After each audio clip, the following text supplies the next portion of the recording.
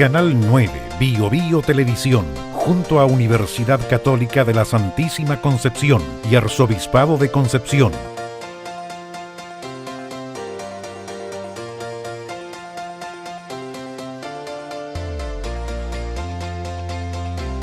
presentan Diálogo.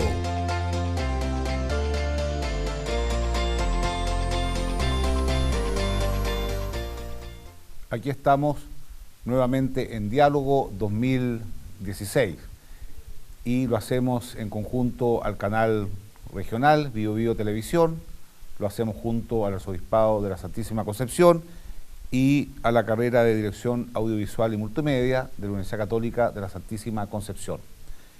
Comienza este programa con Semana Santa, por lo tanto vamos a dejar por un momento los pescados, los mariscos, el alza de los limones, vamos a dejar también de lado los lugares turísticos que se promueven para hablar de lo esencial, de Semana Santa, es decir, de la muerte y resurrección de Jesucristo y todas las celebraciones en torno a este misterio de fe durante todo este fin de semana y en todas partes del mundo.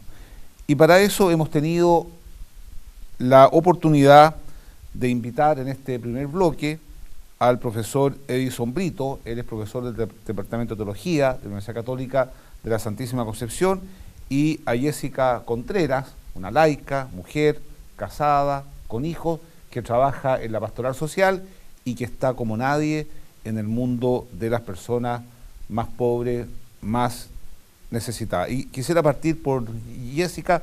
¿Cómo vive usted Semana Santa?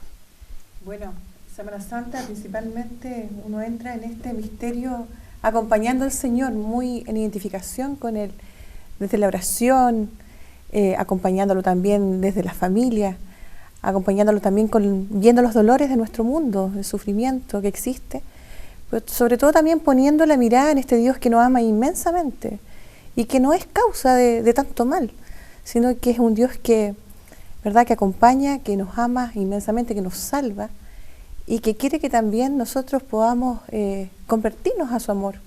Usted tiene hijos adolescentes, Sí. niños.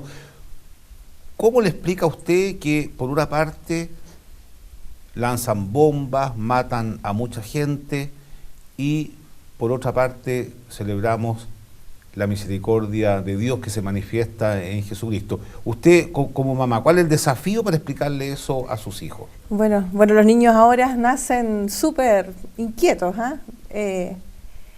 Ellos, uno le explica, sobre todo pensando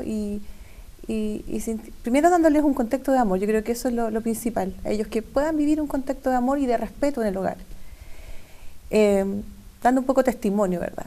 Y también, a medida que ellos van creciendo, yo todavía tengo niños chicos, el mayor tiene 12, pero ya empieza haciendo esas preguntas, también es explicándole que Dios no quiere eso, nosotros somos libres, y Dios como hijos que somos, nos quiere con esa libertad, y asume ese riesgo de darnos esa libertad. Y lo que sí, que obviamente eso a nosotros también nos sirve para revelarnos, para justamente conmocionarnos, conmovernos y ver también qué podemos hacer por los dolores de nuestro mundo, de nuestra patria, los dolores de nuestra región, la pobreza, la injusticia. Yo creo que eso es lo principal. Las personas que viven en la calle, de las cuales usted está tan cerca, en los hogares, ¿cómo viven en general Semana Santa? ¿Llega Semana Santa a los más pobres, o todavía se mantiene en el grupo de católicos más comprometidos? Bueno, hay distintas maneras. Nosotros en la hospedería tratamos de siempre dar un espacio permanentemente a la espiritualidad. Creemos que el tema de los vínculos es importante para las personas en situación de calle, los vínculos comunitarios también, vivirlos con otros. Este tiempo de Semana Santa, las personas en situación de calle, las que están en la calle durmiendo, muchas veces están solas. Entonces, difícilmente va a llegar este tiempo para ellos. Y ahí hay una inconsistencia, ¿verdad? Absolutamente. Totalmente. Absolutamente. Es decir, Jesucristo se entrega por ellos y ellos no tienen acceso a vivir el misterio. Yo pienso que es un desafío. Profesor Brito, La pregunta que surge cuando uno ve, por ejemplo, lo que ha acontecido en las Torres Gemelas, en Madrid, en París, en Bélgica, mucha gente se revela y está la pregunta, ¿Dios existe? ¿Dios existe desde la teología? ¿Usted sería capaz desde la ciencia teológica dar respuesta a todo ese dolor? ¿Y de qué manera esa respuesta está en Cristo crucificado? ¿Usted tiene todo tan claro o no? A ver, a mí siempre cuando me preguntan, trate de demostrarme de que Dios existe. O sea, yo le digo, a partir de las ciencias empíricas, es dificilísimo. O sea, podría decir que no, ¿ya? Pero podría fundamentalmente hablar de que Dios existe a partir de que el mismo Dios se ha hecho uno, o sea, ha entrado precisamente en esta realidad que a nosotros nos aterra, que es la realidad precisamente del sufrimiento, de la angustia, de la muerte, ¿ya? Y Dios mismo lo ha hecho suya, o sea, ha entrado en esta realidad. Y si yo lo pienso, visto a la luz de la Semana Santa, puedo ver que el misterio precisamente que celebramos en la Semana Santa es esto, de un Dios que entra en la realidad del sufrimiento humano, ¿ya? Que lo hemos descubierto en Jesucristo, que nos los han transmitido los mismos testimonios de los que se han encontrado con el resucitado, y que nos da la garantía de esta transmisión, de este testimonio, de tanta gente que sí se ha encontrado con este Dios, que ha dado respuesta precisamente a esta realidad del sufrimiento existencial, que puede ser tan variado, o sea, sufrimientos tan terribles como perder precisamente a alguien en uno de estos atentados. Es decir, Dios no se ha mantenido ajeno a este sufrimiento, a la experiencia de la muerte que aterra a tanta gente. O sea, Dios ha entrado en la historia. Entonces, ¿de qué forma yo puedo decir Dios sí existe? A través precisamente del testimonio. La teología siempre va a hablar de esto, va a plantear, es que Dios ha entrado en la historia del hombre y lo hemos visto en Jesucristo. Entonces ese es el misterio profundo que en el fondo nosotros celebramos en este tiempo.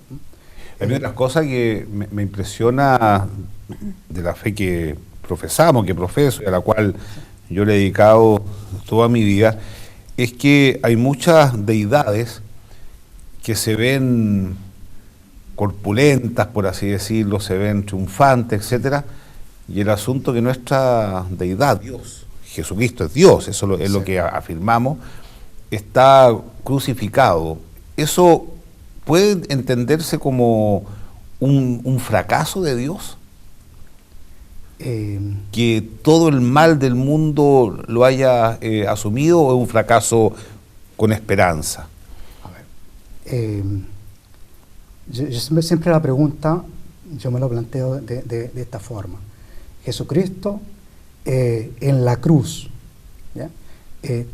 Tenía la garantía, tenía la certeza de frente al sufrimiento, frente a esta realidad que estaba viviendo, que no es una realidad ajena a todos nosotros, ¿ya? Esperaba de Dios, esperaba una respuesta de Dios.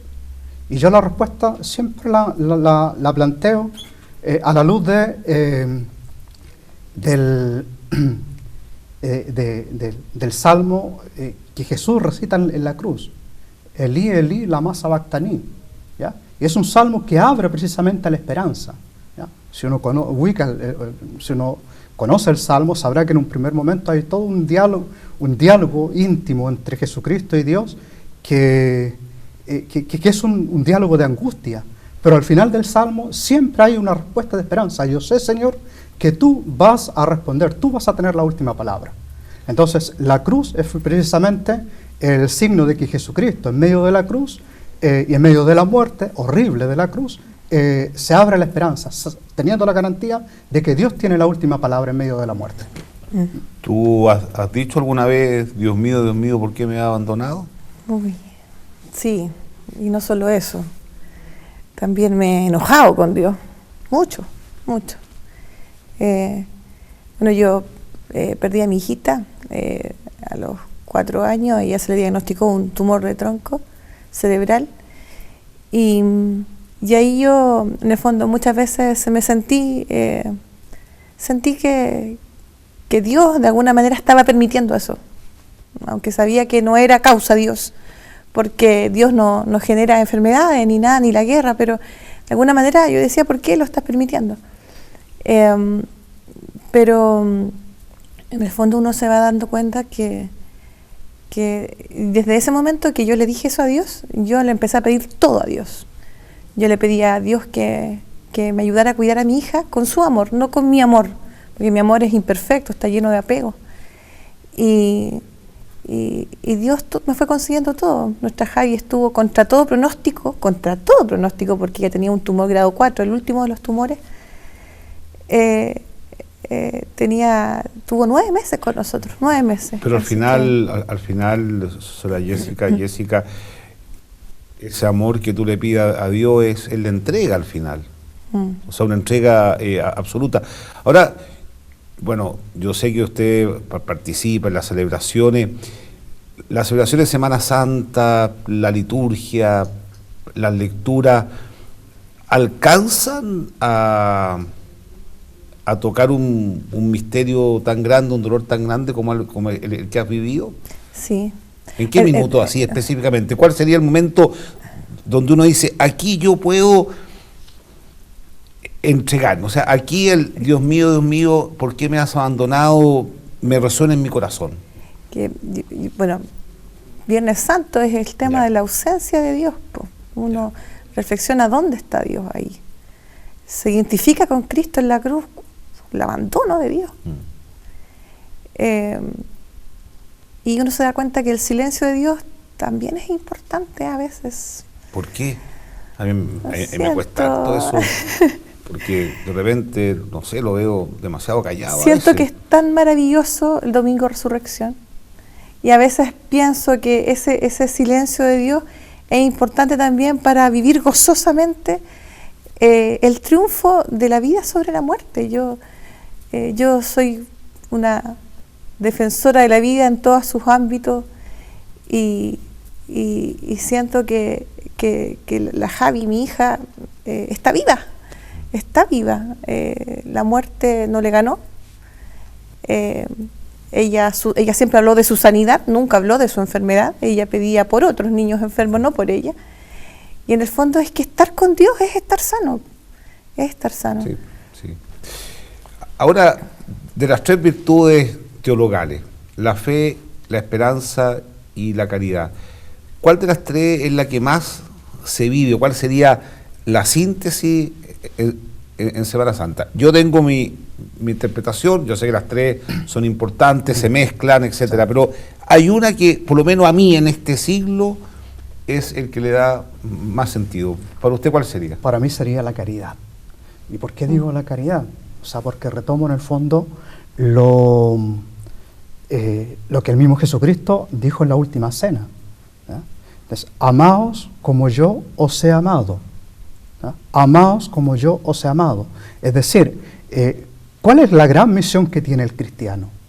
A identificarse con Jesucristo, pero a identificarse saliendo precisamente de sí mismo y dándose, amar. Fíjese que, Monseñor, que si escuchamos todos los discursos del Papa Francisco, y va a invitar precisamente a los fieles cristianos, mayoritariamente, a amar, a salir de sí mismo, a evangelizar, a anunciar, ¿ya? Pero ¿eso qué significa?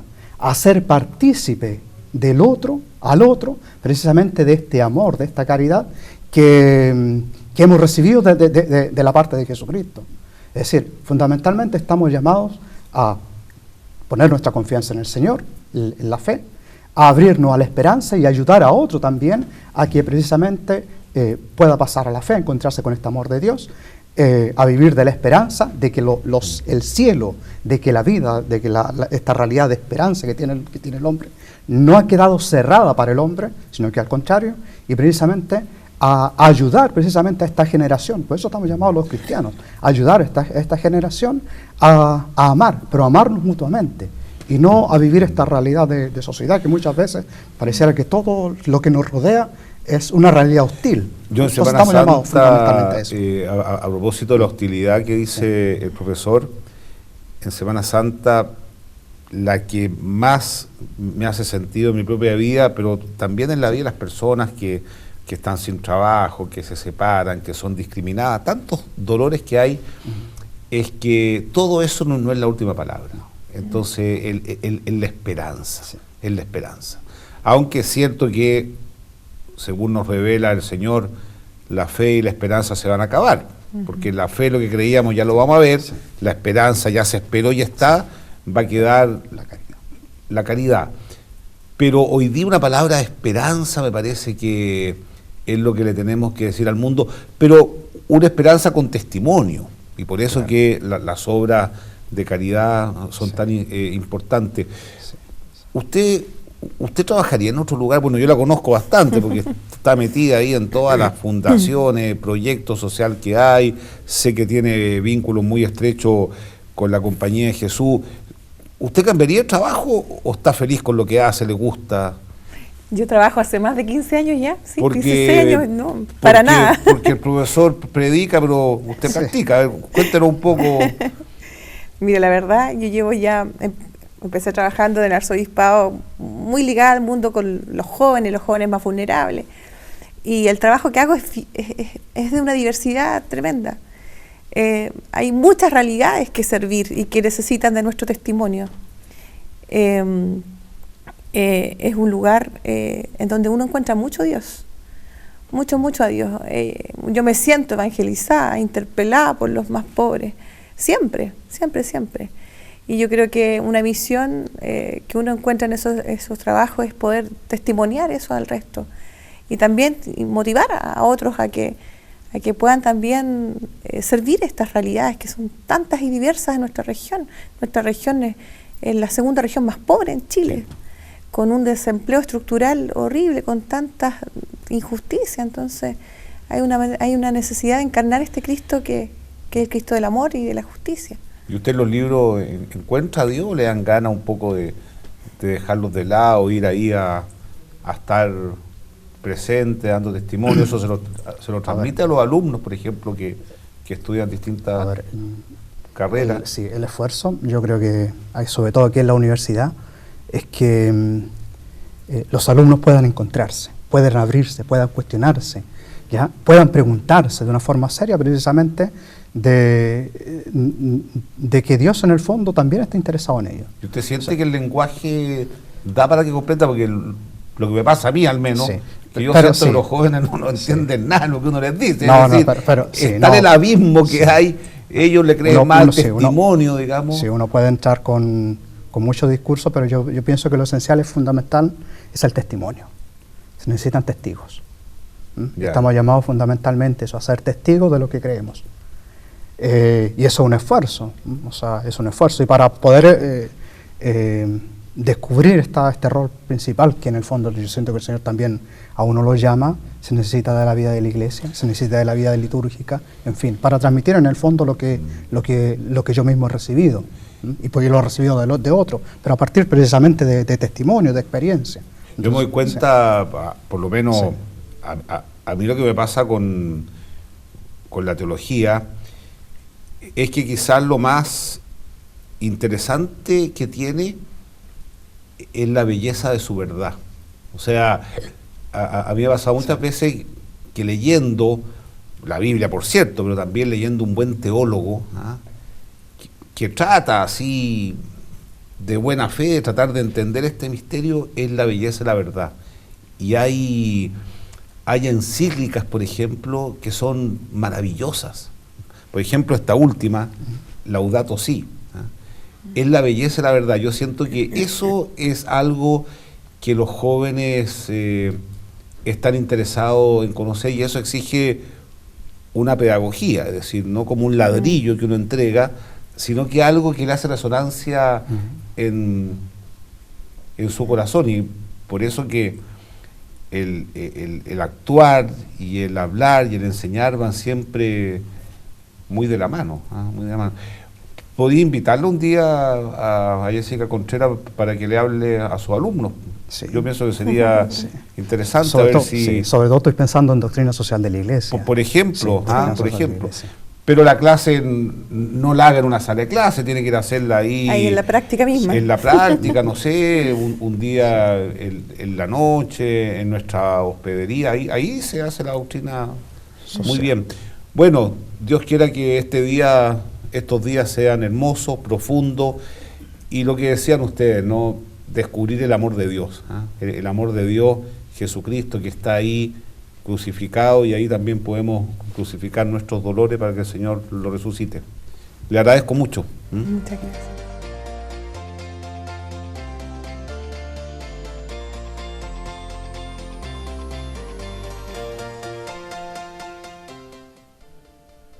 Aquí estamos en nuestro segundo bloque de diálogo y esta vez tenemos dos invitados para que nos hablen exactamente de lo que acontece en Semana Santa, en todas las comunidades y en todos los ámbitos en los cuales se participa en esta celebración. Está el padre Mauricio Aguayo, él es vicario episcopal para la pastoral, y Germán Vega, un joven que participa activamente en la pastoral juvenil. Lo primero que quisiera preguntarte a ti, Germán, los jóvenes en general, ¿están o no están en Semana Santa? En general, ¿les interesa? Quizá no saben de qué se trata, algunos sí. Cuéntame un poco. Bueno, señor, yo he podido captar en los jóvenes que están esos dos polos que usted acaba de mencionar. Algunos jóvenes que están muy informados, que están participando activamente en esta Semana Santa, pero también hay un polo que está como en Semana Santa, pero en realidad no sabe qué es lo que es, o qué es lo que se vive. Entonces, como Vicaría Pastoral Juvenil, estamos gestionando mucho trabajo en ello para poder desarrollar esta Semana Santa en ello, para que lo puedan vivir con plenitud. ¿Puedo hacerte una pregunta porque tú eres joven? Bueno, un joven ya no cree en Dios, no cree en Jesucristo, no cree en su muerte, en su resurrección. Pero entonces la pregunta, ¿en qué cree un joven? O sea, un joven que está en cuarto medio, que va a la universidad, ¿en qué cree? Porque en algo tendrá que creer, supongo. Por eso que se levanta en la mañana a trabajar. ¿En qué cree? Exacto, yo creo que cree más en el testimonio que dan otros jóvenes y lo siguen. En ese sentido va, porque como usted lo decía, a mí me pasó un poco en mi carrera universitaria que yo entré a estudiar pedagogía en historia y en mi caso yo y los dos compañeros más que éramos católicos, todos los demás eran ateos o agnósticos. Entonces es como difícil en esa atmósfera. Pero esos jóvenes como que creen en algo, ellos van más por el creer en ideas, en ideales. Ya. Entonces se van moviendo por ese lado. Ya. Pero los jóvenes católicos tenemos la visual y la presencia de Cristo en nuestras vidas. Entonces, pero esos jóvenes, pero quiero ver un poco a esos jóvenes. ¿Pero andan buscando algo o tú conoces jóvenes que ni siquiera andan buscando? O sea, que viven el día a día, lo que venga, pasarlo bien solamente, ¿o tú crees que hay una búsqueda? Yo creo que en ese pasarlo bien, en esa realidad cotidiana, yo creo que los jóvenes están en busca de algo. Ya. Están en busca de algo. Muchas veces, algunos se encuentran con Dios, pero otras veces los jóvenes están en algo más trascendental, que los llene a ellos. Pero yo creo que todos en general están en busca de algo.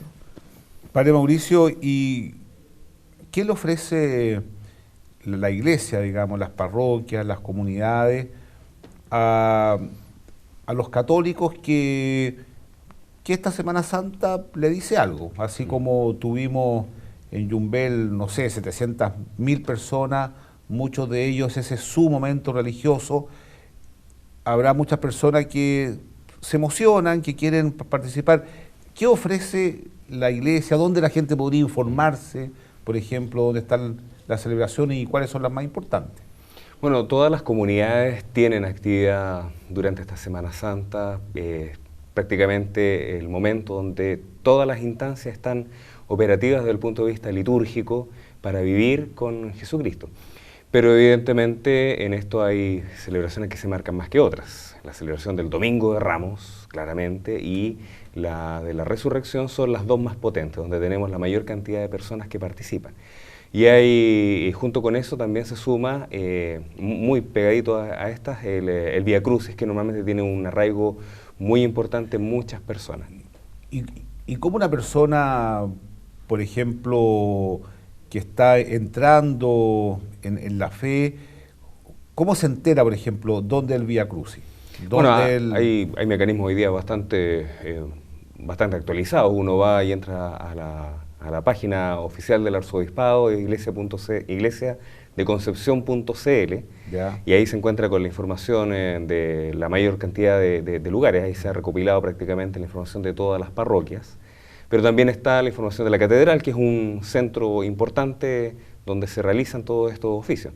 Y bueno, también están los otros medios, como es el caso del Facebook, que también está permanentemente entregando la información al respecto. Oiga, y tú como sacerdote, ¿qué sientes cuando estás delante de tanta gente que cree? ¿Cómo lo vives tú eso? Yo debo decir cómo lo vivo yo. Ya, muy bien. Pero empecemos por ti. Sí, bueno, primero algo que a uno lo impresiona, porque son todas las personas que están buscando a Jesús y tienen la expectativa, y eso a mí me motiva mucho, y por otro lado me deja un poquito tembloroso, porque en el fondo el deseo es encontrarse con Jesús. La responsabilidad de uno como ministro, en ese sentido, del Señor, de poder ser puente para que Jesús se manifieste, porque al final uno coloca un poco su arte humano en esa acción sacramental, pero al final lo importante es que Jesucristo haya podido encontrarse con la persona, y que la persona pueda experimentar que efectivamente ahí está la salvación con Jesús.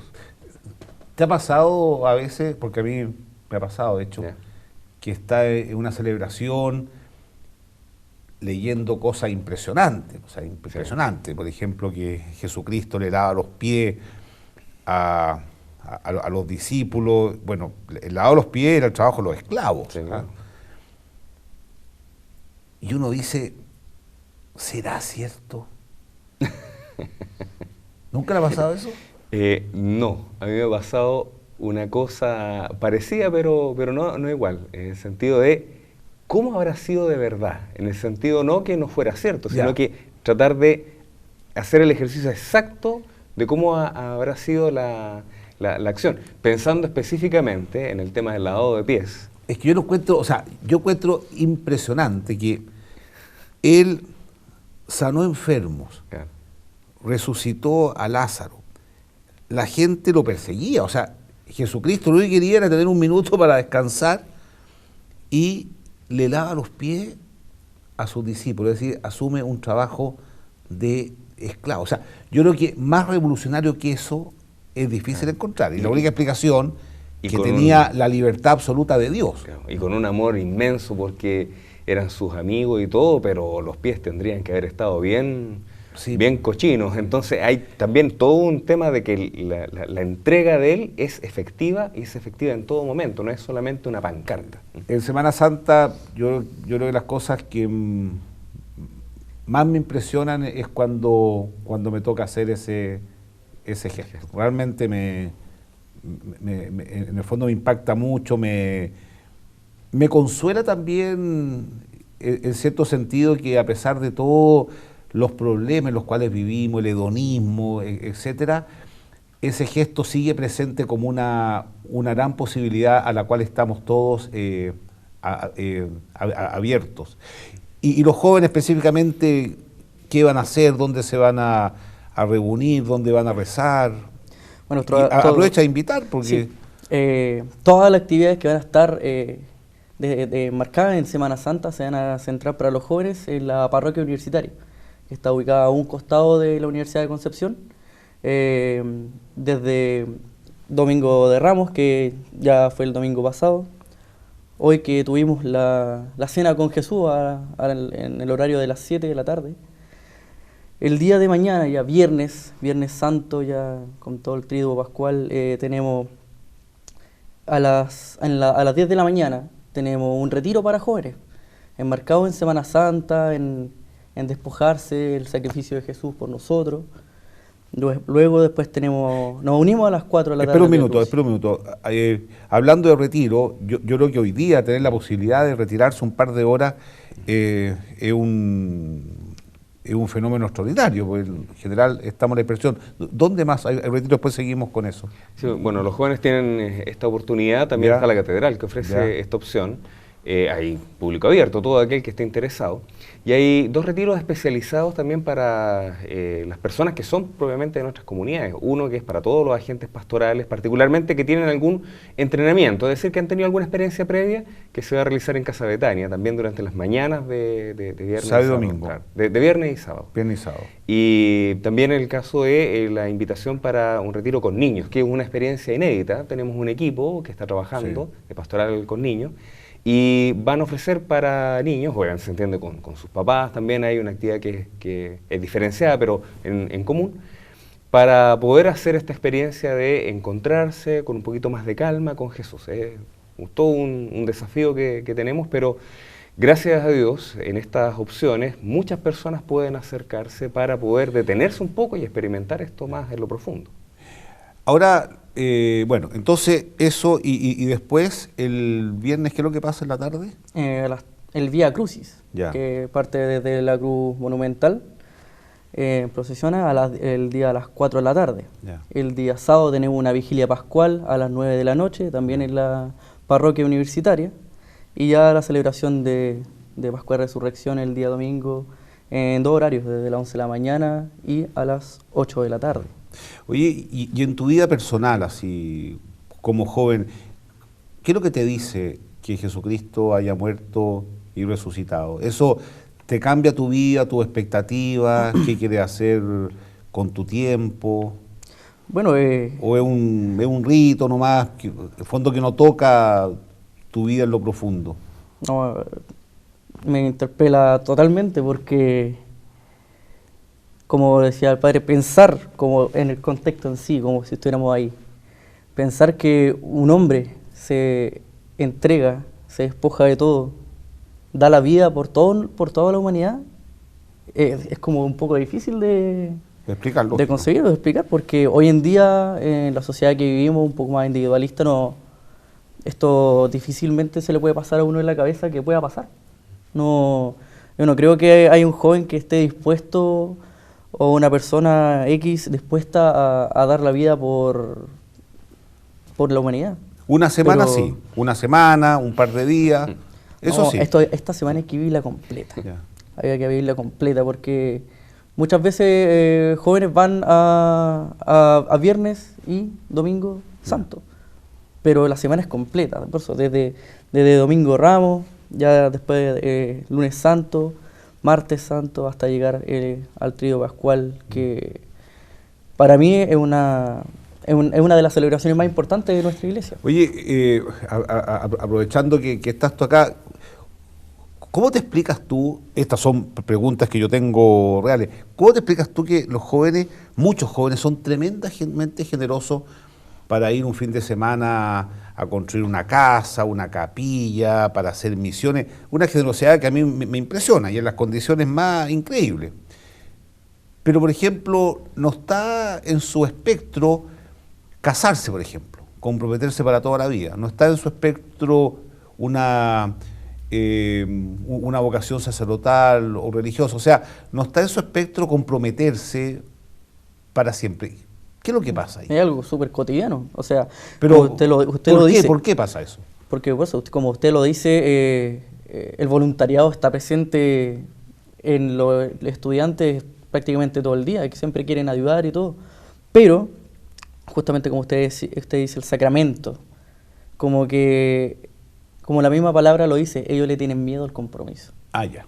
Ahí llegamos. Ya. Sí, ellos Eso. pueden como, de repente dicen, no, yo sí, como dar hasta que duela, Pero son palabras, pero ¿no? hasta Ya. cierto punto. Entonces como que el compromiso de los jóvenes por ejemplo, el mismo, en casarse, como que claro. ahora, no, prefiero como tener algo un poco más liviano, que estar con la persona, me siento bien así, pero casarme eso es como otra cosa, ya es... ¿Tú piensas que de haber discernido la vocación, ¿tú tienes cuántos años de sacerdocio? 17. 17, ya. Claro. Si hubieses discernido tu vocación sacerdotal en este tiempo, ¿habría sido distinto, no? ¿O tú piensas que el entorno más cercano tuyo igual te hubiese llevado a una vocación? Sí, yo creo que por el entorno sí. Ya. Bueno, siempre y cuando estuvieran mis padres, porque ahora ya ellos no están acá. Pero en esa época, a ver, pero vamos viendo, internet no existía. no existía. Los malls no Tampoco. existían. Muchas cosas no existían. Los bares No, eso sí al habían, por mayor, a eso habían ya, algunos, ya. siempre ha habido aunque sea... claro. La televisión, ¿cuántos canales había? Tres. Tres canales. O sea, el entorno cambió. Pero Eh, igual tú piensas absolutamente. que... Claro, claro, por el peso que tiene la familia, mi familia en este caso, en discernimiento de la vocación, yo creo que igual habría incidido. Habría sido probablemente una manera muy distinta de cómo fue. Estoy tratando de imaginarme, habría sido probablemente muy distinto el camino, la forma, pero había una potencia en la vida familiar y en la vida comunitaria que yo tenía, que eso, si eso hubiera cambiado claramente no, creo yo no habría llegado, pero si eso se mantiene, independiente que el otro contexto social estuviera enredado, yo tengo la impresión de que el Señor igual se habría hecho sentir y estaría dispuesto a hacerlo. Bueno, eso nos da esperanza en el sentido que este anhelo del que hablas tú, esta búsqueda, yo creo que es cierto. Ahora, si a mí me apuran un poco más, yo diría que toda acción humana, incluso las acciones que uno podría considerar cuestionables, digamos, al final es una búsqueda de trascendencia. Yo pienso que nosotros no tenemos que desechar absolutamente nada, porque todo es una búsqueda. La experiencia del enamoramiento, por ejemplo, es una búsqueda, las experiencias de amistad es una búsqueda, esto de querer reunirse. Yo reconozco que siento una cierta envidia, y les paso el dato, cuando paso por el barrio Estación, veo a los chiquillos a las 6 de la tarde entrando, pero miles de cabros ahí a esos lugares. Yo digo, oye, ¿por qué nosotros no? Pero digo, bueno, pero hay una búsqueda. O sea, yo creo que eso lo tenemos que asumir, y pienso que uno busca hasta que se muere, así que hay que estar en eso muy atento a descubrir cuáles son las búsquedas. Y de todas las celebraciones, ¿cuál es la que más te emociona, Como emoción, por Sí. cierto, que es el día viernes. El viernes. El oficio de la pasión me impacta, pero como experiencia así completa es, por cierto, la vigilia, que uno es un trombo de energía que el contraste también hace que destaquen una y otra, destacan por sí mismas justamente por el contraste máximo entre la muerte y la resurrección. Una de las cosas que a mí me ha costado entender, o sea, me cuesta entender cuando se lee, cuando se canta, ¿no?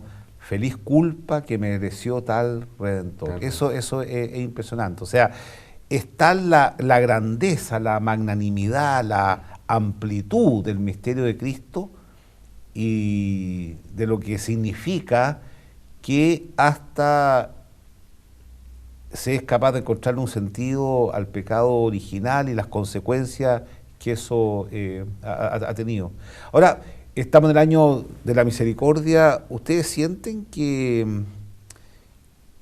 las personas en general percibimos esa grandeza del amor de Dios, o todavía estamos con pequeñeces? Yo creo que en general las pequeñeces abundan y esa percepción todavía es un largo camino. Por algo el Papa le ha puesto tanto empeño a que nosotros nos metamos en el año de la misericordia. Así que falta mucho. Yo creo que en lo cotidiano las pequeñeces que vivimos son normalmente mucho más, están mucho más presentes que la grandeza de la misericordia de Dios. Pero yo creo que también vamos de menos a más. Vamos caminando, de por menos cierto. a más, Vamos porque caminando. justamente yo puedo ver en la realidad juvenil, cuando se impartió el año de la misericordia, el Papa, los chicos igual estaban como, que esto como que no entiendo mucho, pero ahora como que se han ido metiendo mucho en el año de la misericordia, y ahora mismo hay una una caminata de la misericordia el 2 de abril. El 2 y después el 3, la fiesta de la misericordia. Exacto. Ahora, ¿ustedes se imaginan qué país tendríamos si un vecino se reconcilia con su vecino, si un padre se reconcilia con su hijo, si hermanos que han estado peleados por años, y lamentablemente muchos peleados por temas de herencia, se reconcilian, si matrimonios que lamentablemente no solamente se separan, sino que terminan odiándose, se reconcilian, si un padre que le hizo daño a un hijo o una hija, se reconcilian, piden perdón, acogen el perdón, sería otro mundo, ¿ah? Sería maravilloso. Realmente, Un gesto verdadero de amor. no estoy hablando de algo teórico, estoy hablando de mi problema concreto con mi hermano concreto, con mi tío concreto, encontrarse. Pienso que eso sería extraordinario. ¿Y para qué decir si la propia sociedad logra reconciliarse con aquellas personas que teniendo el poder y la autoridad la han defraudado? Yo tengo la impresión que hay una sensación de sentirse defraudado, por así decirlo. Ese también sería un camino extraordinario que tendríamos que seguir. Es el camino. Y por ahí, en esa senda, es la única que da viabilidad también a todo proyecto futuro, personal, familiar y social. O sea, si no aprendemos en el fondo a pedir perdón por nuestros errores, al final lo que va a pasar es que va a ganar nomás el que tenga más Así hambre es. de venganza. El que tenga, sí, así es. Bueno, muy bien, la verdad que ha sido un programa muy interesante y bien providencial que hemos comenzado. Diálogo coincide con el inicio de Semana Santa y espero que podamos profundizar más acerca de este misterio extraordinario que significa, como lo resume muy bien San Pablo, me amó y se entregó por mí, y Dios quiera que todas las personas puedan vivir esto en profundidad. Les tengo un regalo, esta de la editorial de la Universidad Católica de Concepción, son las actas del primer Congreso Chileno sobre la Familia. Muchas gracias. Ahí lo tienen para que lo lean a partir del lunes. Muy bien, muchas gracias, agradecemos a todos quienes colaboran para tener este programa, Diálogo.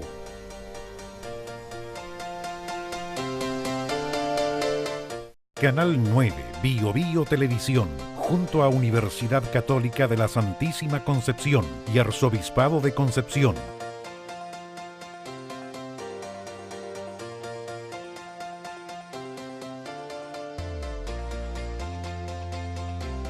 Presentaron Diálogo.